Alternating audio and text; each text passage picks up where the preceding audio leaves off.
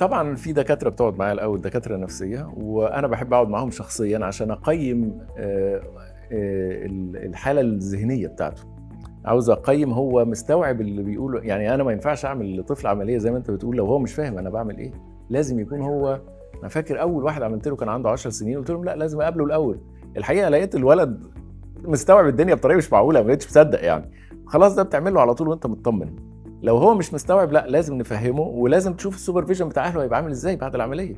يعني مثلًا دي بالضبط زي إيه، في أحيانًا بعض الناس اللي عندها أمراض عصبية، يعني في سواء أطفال أو كبار عندهم أمراض نفسية، دول ممنوع إنك تعمل لهم عمليات، زيهم زي المدمن مثلًا، ممنوع ده مش هيسمع كلامك، هو مش هيسمع الكلام، فما لهاش معنى إن أنت تعمل له عملية. ده عملية وفي الآخر هيرجع تاني زي ما كان. بالضبط، وممكن يأذي نفسه في العملية كمان، إحنا بنقعد بعد العملية دي فترات على سوايل عشان نطمن إن المعدة لحمت وما حصلش مشاكل، هو مش هيسمع الكلام، هياكل التقييم النفسي ليه مهم جدًا.